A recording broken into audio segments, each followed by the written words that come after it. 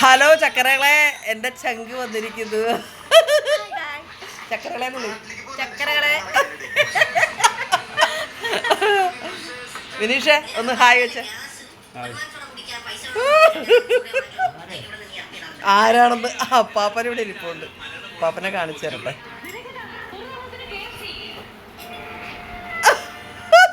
ഒന്ന് ഹായ് വെച്ച. ഹായ് ഒന്ന് വെച്ച. അയ്യോ, ബോബൻ ക്ലാസ് എടുത്തോണ്ട് ഓടുന്നു. അളിയനുമായിട്ട് വെള്ളം അടിക്കാൻ വേണ്ടി ഒരു അവസരം കിട്ടി, ഒരു സ്മോൾ അടിക്കാൻ വേണ്ടിയിട്ട്. നന്ദു ഞങ്ങളോട് പിന്നെ ഇവിടെ കടങ്കഥ ചോദിക്കാൻ പോവാ. നന്ദുവിൻ്റെ ഈ ഫോൺ കൊടുക്കാൻ പോവുക. നന്ദപ്പനെ കാണണ്ടേ നിങ്ങൾക്ക്? വാ.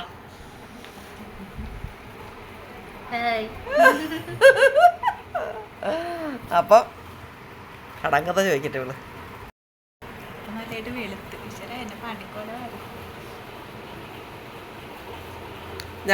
ഞങ്ങള് ഇങ്ങനെ തന്നെയാണോ എപ്പോഴും എന്ന് ചോദിക്കും. തന്നെ പറയണേ നമ്മളെങ്ങനെയാടി ഇത് വീഡിയോയ്ക്ക് വേണ്ടി ഇങ്ങനെയാണെന്ന്? ഒരിക്കലും അല്ല. ഞങ്ങള് പണ്ട് മുതൽ സമയക്കുറവുണ്ട്, അത്ര അപ്പൊ ഞങ്ങൾ എന്നും ഇങ്ങനെയായിരുന്നു അല്ലേ തന്നെ.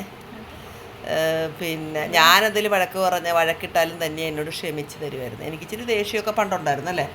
അതെന്നെ എൻ്റെ ജീവിത. അപ്പാപ്പ എങ്ങനെയാ? അപ്പാപ്പ ഞങ്ങൾ എങ്ങനെയായിരുന്നു? എപ്പോഴും എന്നും ഒരുപോലെ ആയിരുന്നു ഞങ്ങൾ. അല്ലാതെ ഞങ്ങളൊരു നാത്തുമാര് മറ്റുള്ളവർക്ക് കാണുമ്പോലെ എല്ലാവർക്കും ഞങ്ങളുള്ളവർ പിണങ്ങി ഇരുന്നിട്ടില്ല. ഇന്ന് വരെ ദേഷ്യപ്പെടും. ഞാൻ ദേഷ്യപ്പെടുകയൊക്കെ ചെയ്യൂലേ. പക്ഷെ വേറൊരു കാര്യം പറയാം. വേറൊരു കാര്യം പറയാം. ഞങ്ങളുടെ അമ്മ ആയിട്ട് ധന്യമ്മ എപ്പോഴും ഉടക്കും. അമ്മ കലക്കലാന്നിട്ടിരിക്കും ചില സമയത്തൊക്കെ അല്ലേ.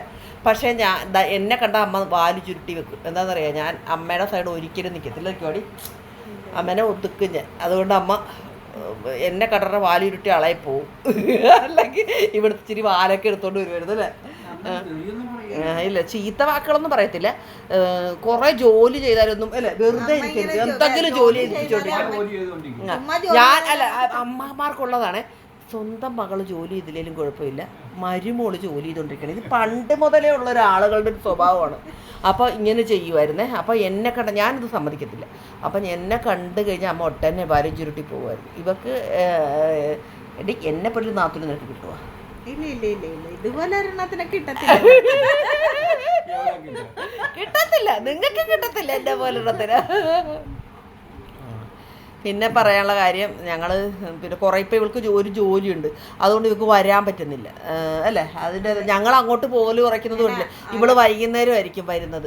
അപ്പം പിന്നെ നമുക്ക് ഇവള് തളർന്ന് കുത്തി വരുമ്പോൾ പിന്നെ നമുക്ക് വേണ്ടി ഭക്ഷണം പാചകം ചെയ്യാനും അതിനൊക്കെ സമയം കണ്ടെത്തുന്നത് ഞങ്ങൾ അങ്ങോട്ട് അധികം പോക്ക് കുറച്ചതുകൊണ്ട്. അല്ലെ ബോന് ഭയങ്കര ഇഷ്ടം അവിടെ പോകുന്നത്. എന്താണെന്ന് വെച്ചാൽ ബോൻ അവിടെ ചെന്ന ഒരു കൂട്ടൊക്കെ ഉണ്ട്, വെള്ളം അടിക്കാൻ, നാടൻ പ്രദേശമല്ല, ആരെങ്കിലുമൊക്കെ വരും, നല്ല രസമാണ്. അതുകൊണ്ട് നമുക്ക് ഇവിടുത്തെ പോലെ അല്ലല്ലോ, ഭയങ്കര സഹകരണമാണ് അവിടെ ഉള്ളവർ. അതുകൊണ്ട് അവിടെ പോകുമ്പോൾ ഒരു ഭയങ്കര ഇഷ്ടമാണ് കേട്ടോ. പക്ഷേങ്കിൽ ഇവളുടെ സമയക്കുറവ് കാരണമാണ് ഞങ്ങൾ ഇപ്പം അങ്ങോട്ട് പോകാത്തത്. നല്ല രസമാണ്. കൂടുമ്പോൾ ഇമ്പമുള്ള കുടുംബം തന്നെയായിരുന്നു അല്ലേ തന്നെ. ഞങ്ങൾ അങ്ങനെ ഞാൻ എന്തെടുത്താലും ഇവക്ക് കൊടുക്കും, ഇവളെന്തെടുത്താലും എനിക്ക് തരും. അങ്ങനെയാണ്. ഞങ്ങളുടെ ഇടക്ക് പലരും പല പണിയും കൊണ്ട് വരും അല്ലേ. ചീറ്റിപ്പോവത്. ഞങ്ങളൊരു അണ്ടർസ്റ്റാൻഡിങ്ങിലാണ് നിൽക്കുന്നത്. അങ്ങനെ ആയിരിക്കണം. നാത്തുമാരെല്ലാം അങ്ങനെ ആയിരിക്കണം, ഒരു അണ്ടർസ്റ്റാൻഡിങ്ങിൽ നിൽക്കണം അല്ലേ. ഒന്നാമത്തെ ആദ്യം നമ്മുടെ വീട്ടിലേക്ക് വരുന്നൊരു പെണ്ണിന് നമ്മുടെ ആങ്ങളെ കെട്ടിക്കൊണ്ടിരുന്ന പെണ്ണിന് നമ്മളെപ്പോഴും ഇവർക്കൊരു അപരിചിത്വം കാണും. നമ്മൾ സ്മൂത്തായിട്ട് അവരുടെ നിന്ന് നമ്മൾ ആദ്യം അങ്ങോട്ട് സ്നേഹം കൊടുക്കണം. കൊടുക്കുമ്പോഴേ അവർക്ക് നമ്മളെന്ന് മനസ്സിലാകാൻ പറ്റുന്ന, അവർ പയ്യെ നമ്മുടെ അടുത്തോട്ട് സ്നേഹത്തോടെ വന്നോളും. അതിന് ടൈം കൊടുക്കണം. ആദ്യം തന്നെ പുറത്തുനിന്ന് വരുന്നൊരു പെണ്ണ് നമ്മുടെ അടുത്ത് ചിലപ്പോൾ മോശമായിട്ട് പ്രതികരിച്ചിരിക്കുക, ചിലപ്പോൾ എന്തെങ്കിലുമൊക്കെ കുശുമ്പൊക്കെ കാണിച്ചെന്നിരിക്കുക. അത് നമ്മളെ മനസ്സിലാക്കാത്തതുകൊണ്ടാണ്. മനസ്സിലാക്കി കഴിഞ്ഞാൽ അങ്ങനെ ഉണ്ടാകത്തില്ല. ഇപ്പം തന്നെ ആദ്യമായിട്ട് നമ്മുടെ വീട്ടിൽ ഞാൻ എങ്ങനെയാണ് ആദ്യം മുതലേ എങ്ങനെയാണ് ആദ്യം കുറച്ചുകൂടെ കരുതലും സ്നേഹവും കൊടുത്തിട്ടുണ്ടല്ലേ. കുറേ കരുതലും സ്നേഹവും അങ്ങോട്ട് കൊടുത്തൊരു കുട്ടിയെപ്പോലെ അവളാണ് ഞാൻ കണ്ടിട്ടുള്ളത്. അപ്പം അവൾക്ക് നമ്മളോട് ഓട്ടോമാറ്റിക്കലി ഒരു സ്നേഹം, ആത്മാർത്ഥത അവിടെ first impression and best impression പോലെ. സത്യമല്ലേ.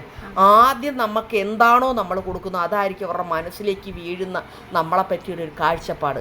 ആദ്യം തന്നെ നമ്മളൊരു ഭീകരജീവിയുടെ സ്റ്റൈൽ എടുത്തു കഴിഞ്ഞാലുണ്ടല്ലോ ഒരിക്കലും ആ മൈൻഡിൽ നിന്ന് പോകത്തില്ല. എത്ര നല്ലത് പിന്നെ നമ്മൾ കൊടുത്താലും അവരുടെ മനസ്സിൽ ആദ്യം നമ്മൾ കൊടുത്തൊരു പിക്ചറായിരിക്കും ഇരിക്കുന്നത്. ഞാൻ ആദ്യം മുതൽ ധന്യയോട് ഇപ്പോൾ ധന്യയും എൻ്റെ ആളെയും തമ്മിൽ സ്നേഹിച്ചാണ് കിട്ടിയത്. കട്ടക്ക് സപ്പോർട്ട് കൊടുക്കുമായിരുന്നു അല്ലേ. ധന്യയുടെ വീട്ടുകാർ ഭയങ്കര എതിർപ്പായിരുന്നു, ഞാൻ എല്ലാ സപ്പോർട്ടും കൊടുക്കുമായിരുന്നു അല്ലേ. നീ വാടി ഇറങ്ങി പോരെന്ന് പറയുമായിരുന്നു. സത്യമായിട്ടും അങ്ങനെയായിരുന്നു. ഭയങ്കര അങ്ങനെ ആയിരിക്കണം നാത്തൂമാർ. അതുകൊണ്ട് ഇവർക്ക് എന്ത് പ്രശ്നം വന്നാൽ ആദ്യം ഇവളെ മുഖം മാടിയിരുന്ന എനിക്ക് മനസ്സിലാവും, എൻ്റെ മുഖം മാടിയിരുന്ന ഇവൾക്ക് മനസ്സിലാവും. എന്താക്കെ എന്ന് ചോദിക്കും. ഇവളുടെ മുഖം മാടിയിരുന്ന എനിക്ക് പിന്നെ ഇച്ചിരി കാര്യത്തിലൊക്കെ അല്ലേ ഞാൻ ദേഷ്യപ്പെടും. ഇച്ചിരി കഴിയുമ്പോൾ ഞാൻ മറന്നു പോകും അല്ലേടി. വഴക്കിട്ടതും പിണങ്ങി ഏതൊരാളുകളാണെങ്കിലും മറന്നു പോകും കേട്ടോ. എൻ്റെ മനസ്സിലിരിക്കത്തില്ല. ചിലർ ഒരു നിസ്സാര പ്രശ്നം വെച്ച് വലുതാക്കി പിന്നെ അത് ഇപ്പം ഞാൻ പോലും ഒരു ഓണവാ വിഷുവാ എന്തെങ്കിലും ഒരു പ്രധാനപ്പെട്ട സാധനത്തിന് ഞാനൊരു നല്ല ഡ്രസ്സ് എടുത്തിട്ടുണ്ടെങ്കിൽ ഒരിക്കൽ പോലും ഇത്രയും വർഷമായിട്ടും ധന്യക്ക് എടുക്കാതെ എടുത്തിട്ടുണ്ടാവില്ല. ഒരു കല്യാണം ആലപ്പുഴയിൽ ഞാൻ പോകുന്നുണ്ടെങ്കിൽ ഞാൻ പുതിയ സാരിയാണ് കൊടുത്തിരിക്കുന്നെങ്കിൽ എൻ്റെ നാത്തൂര് പുതിയ സാരി എടുത്തിരിക്കും. ഞാൻ ഉണ്ടായില്ലേ ഇന്ന് ഈ നിമിഷം വരെ അങ്ങനെ തന്നെയാണ്. അങ്ങനത്തെ അപ്പം അവർക്ക് അങ്ങനെ തരാനൊന്നുമില്ല. പക്ഷേങ്കിൽ ഞാൻ അവർക്ക് വേണ്ടി നന്നായിട്ട് പ്രാർത്ഥിക്കണം. ദൈവമേ എന്നെങ്കിലും അവർക്കൊരു കാലം ഉണ്ടാവും, നമുക്ക് തരാൻ എന്നെങ്കിലും അവർക്ക് ഒരു കാലം ഉണ്ടാവും. അങ്ങനെ ഞാൻ വിശ്വസിക്കുന്നത്. പിന്നെ വേറൊരു കാര്യം, ഒരാളുടെ ഒന്നും പ്രതീക്ഷിച്ചിട്ട് ഞാൻ ഒന്നും ചെയ്യത്തില്ല അല്ലേ. തന്നെ ഒരിക്കലും എനിക്ക് അവൾ തന്നില്ല, എനിക്ക് അങ്ങ് അവർക്ക് കൊടുത്ത് എനിക്ക് കിട്ടിയില്ല, ഇങ്ങനത്തെ ഒരു പരാതി എൻ്റെ ഭാഗത്തൊന്നും ഒരിക്കലും ഉണ്ടാകത്തില്ല. ഞാൻ അങ്ങനെ പറഞ്ഞിട്ടില്ല. എനിക്കിഷ്ടമല്ല ഒരാളുടെ പ്രതീക്ഷിച്ചിട്ട് ഞാൻ ഇന്ന് ഒന്ന് ചെയ്ത് നാളെ അവൾ എനിക്ക് 2 ചെയ്യുമെന്നുള്ള മനോഭാവം എനിക്കുണ്ടാകും. അതാണ് സ്നേഹബന്ധത്തിൽ ഇത്ര ആഴം ഉണ്ടാകുന്നത്. മനസ്സിലായോ? അപ്പം എല്ലാവരും അങ്ങനെ ആയിരിക്കട്ടെ. നല്ല ഒരു ശുഭരാത്രിയുടെ നാത്തും വന്ന സന്തോഷത്തിലാണ് ഞങ്ങൾ ഭക്ഷണം കഴിക്കാൻ പോവുകയാണ്. ഓക്കെ, ഒരു വീഡിയോ ഞാൻ ചെയ്തു എങ്കിലും ഞാൻ ഇതെൻ്റെ നാത്തും വന്ന സന്തോഷത്തിൽ നിങ്ങളെ ഒന്ന് കാണിക്കാൻ വേണ്ടിയിട്ടാണ് ചക്കരകളെ കേട്ടാ.